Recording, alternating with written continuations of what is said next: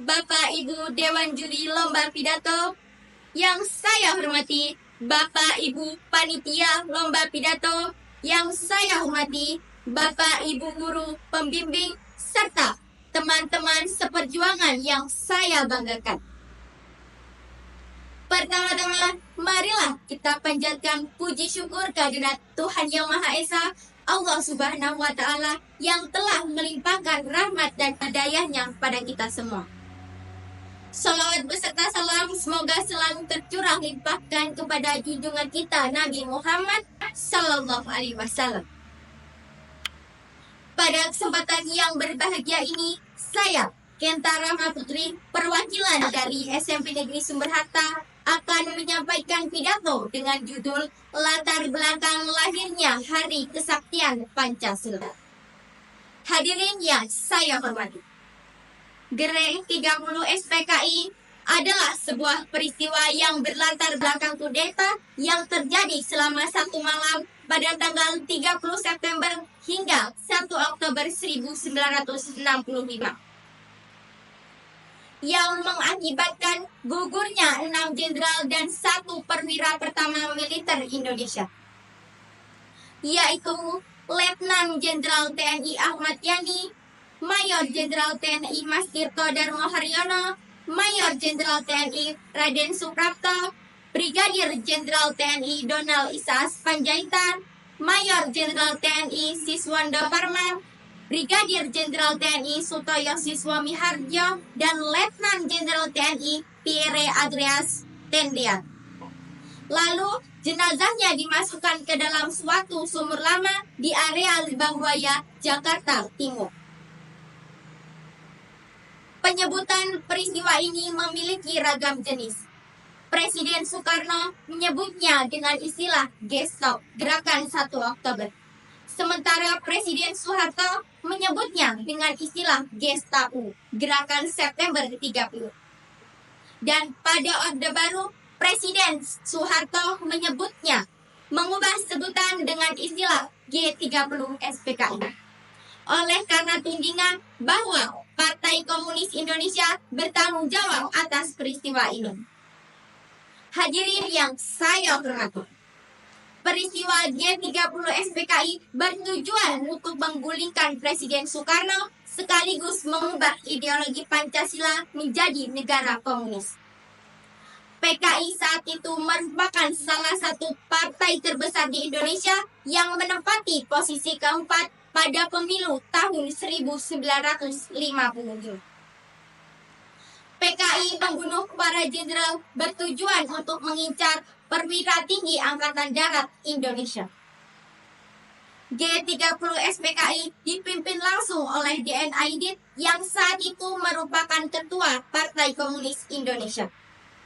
Apabila G30 SPKI tidak berlangsung, maka tidak akan ada gugurnya 6 jenderal dan 1 perwira pertama militer Indonesia yang terjadi pada 30 September hingga 1 Oktober 1965. Artinya, tidak akan ada gelar 7 pahlawan revolusi. Hadirin yang saya hormati, hari ini kita memperingati Hari Kesaktian Pancasila. Momentum ini memungkinkan kita untuk merefleksikan kembali makna penting dari ideologi bangsa kita, yaitu Pancasila. Sebagai negara yang besar dan beragam, Pancasila merupakan perekat yang mempersatukan kita sebagai bangsa Indonesia. Hadirin yang saya hormati, hari ini kita mengenang peristiwa bersejarah yang terjadi pada 1 Oktober 1965. Ketika bangsa Indonesia bersatu dalam semangat untuk menjaga persatuan dan keadilan. Gerakan 30 September adalah sebuah ujian yang berat bagi bangsa Indonesia. Dan Pancasila menjadi landasan yang kokoh yang membantu kita keluar dari masa-masa tersebut. Kita menyaksikan betapa tekad yang kuat dan semangat nasionalisme menghadapi segala rintangan. Hadirin yang saya hormati, Latar belakang Hari Kesaktian Pancasila berawal dari peristiwa bersejarah pada tanggal 1 Oktober 1965. Ketika negara kita menghadapi ancaman serius terhadap ideologi Pancasila. Pada saat itu, para pahlawan dan pejuang kemerdekaan berjuang mati-matian untuk melindungi Pancasila sebagai landasan dasar negara. Mereka dengan gagah berani membela persatuan dan keadilan demi tegaknya nilai-nilai Pancasila. Hari Kesaktian Pancasila adalah penghargaan bagi para pahlawan-pahlawan yang telah berjuang untuk mempertahankan ideologi bangsa kita, bangsa Indonesia, yaitu Pancasila. Hadirin yang berbahagia, kita patut bersyukur bahwa hingga saat ini dasar negara kita Pancasila tetap teguh berdiri.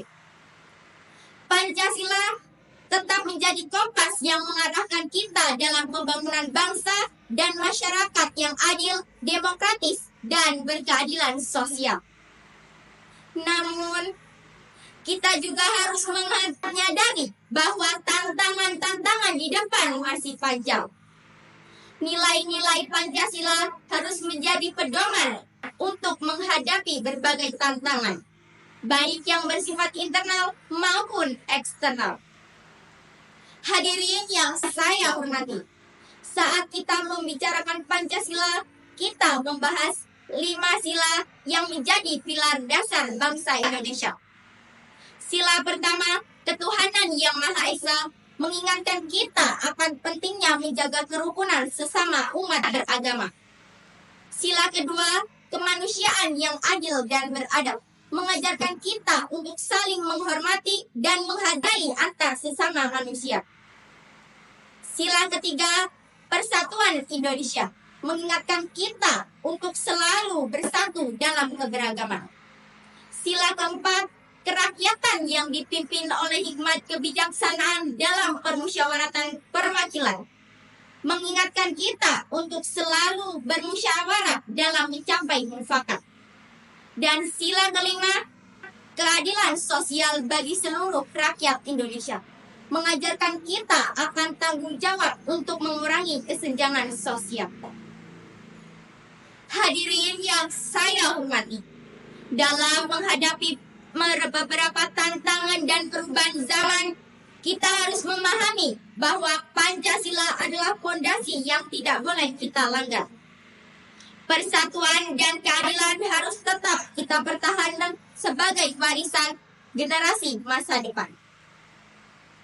Oleh karena itu, marilah kita bersama-sama dan belajar bersungguh-sungguh supaya kita bisa membanggakan bangsa kita, bangsa Indonesia.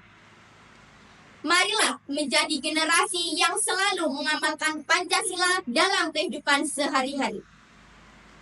Demikian pidato yang dapat saya sampaikan. Terima kasih atas perhatiannya. Saya akhiri. Wassalamualaikum warahmatullahi wabarakatuh.